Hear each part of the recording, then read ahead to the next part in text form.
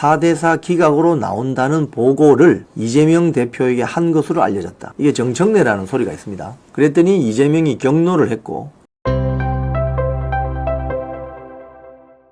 아시아투데이가 오늘 주요 기사로 전망을 했습니다. 전망.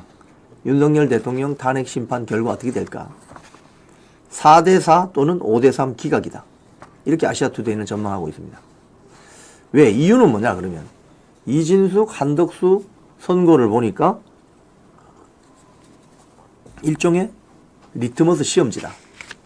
딱 집어넣어서 봤더니 이진숙 방통위원장, 한덕수 대통령 권한대행이 탄핵 심판 사건에서 기각이 된 걸 보니까 윤석열 대통령 사건도 거기에 준하면 4대4 또는 5대3으로 기각될 것이다. 이 기사에서 가장 중요한 점은요, 가장 밑에 있습니다. 정치권에 따르면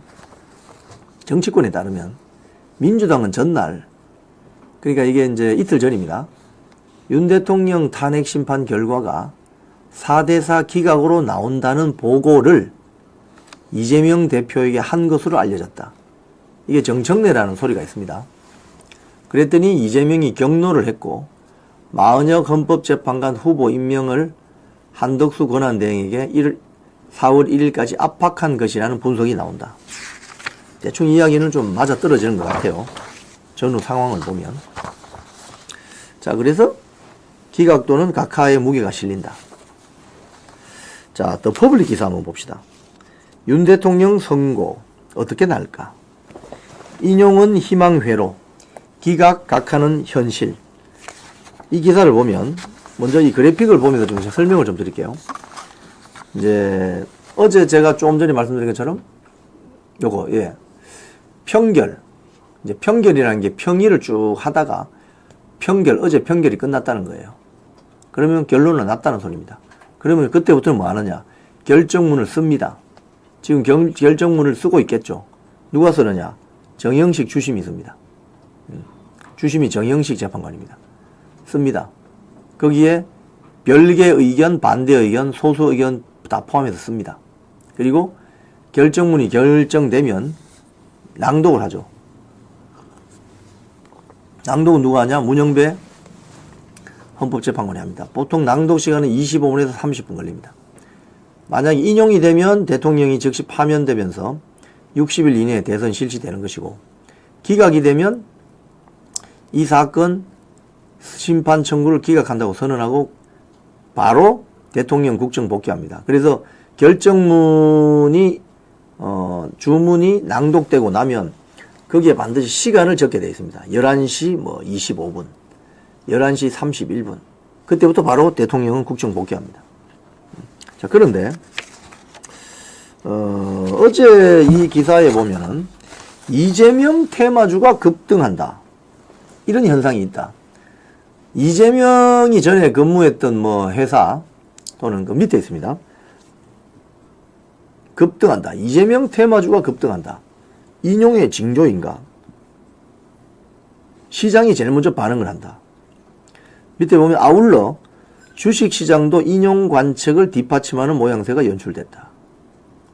그래서 지금 인용을 점치는 사람들은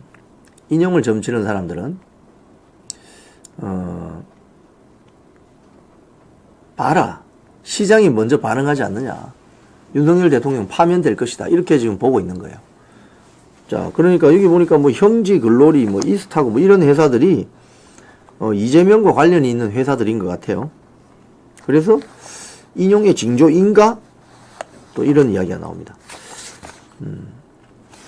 그런데 윤상현 의원 등 이런 국민의힘 쪽 사람들은 각하될 것이다, 기각될 것이다 이렇게 이야기하는데 그 밑에 내려가시면 사진이 한 장 있습니다.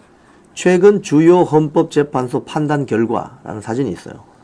이 사진을 보면 조금 전 제가 말씀드린 아시아투데이 분석 기사하고 맥락을 같이 합니다. 무슨 소리냐? 윤석열 대통령 사건은 기각될 가능성이 높다 이렇게 보는데, 여기 보시면은 자 8명의 헌법재판관이 앉아있죠. 좌측으로는 이미선 재판관부터 여성 재판관들이 다 앉아있고, 오른쪽에는 문영배부터 남성 재판관들이 4명 앉아있죠. 저 사람들이 최근에 선고한 결정을 잘 보세요. 이진숙 봅시다. 먼저 제일 위쪽에 이진숙. 자, 인용 측에 선 사람들을 보지 마시고 기각 쪽에 선 사람을 보세요. 김복형 기각이죠. 김형두 기각이죠. 정영식, 조한창 기각입니다. 자, 4대4로 나왔죠. 아시다시피 정계선, 이미선, 문영배는 우리법 연구회, 국제인권법 연구회입니다. 정정미도 굉장히 좌파적인 판결을 많이 내린 바 있습니다. 자, 그런데 제일 밑에 보면 한덕수 국무총리 이렇게 돼 있죠. 한덕수 국무총리. 여기에도 어떻게 판결을 했느냐. 김복형 기각입니다. 기각 중에서도 가장 강한 기각이에요. 한덕수 총리 탄핵소추 쟁점 5가지 모두를 위헌이나 법률 위반이 없다고 판시한 사람입니다. 김복형 재판관은. 자, 그리고 제일 오른쪽에 가면 정영식, 조한창이 있죠. 저 두 분이 각하를 내렸습니다. 각하. 각하란 게 뭐냐면 절차적 흠결이 있다. 즉 대통령 권한대행은, 그러니까 한덕수 대통령 권한대행이 비록 총리 신분이었다가 윤석열 대통령이 직무가 정지되면서 권한대행을 했지만 대통령에 준하는 국회의원 200명 이상의 표를 받아야 탄핵이 된다.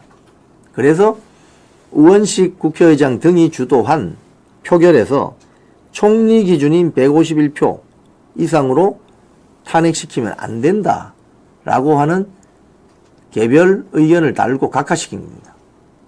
굉장히 절차적 정당성에 대해서 엄중한 사람들이죠.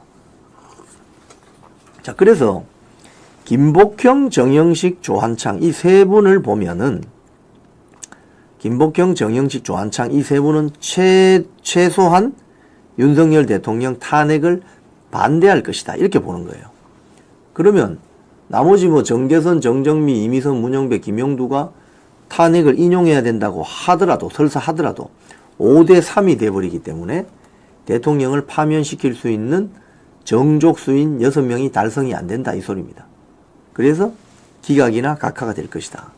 자, 그런데 김형두 재판관까지 만약에 탄핵에 반대해버리면 결국 4대4가 돼버린다. 이 소리입니다.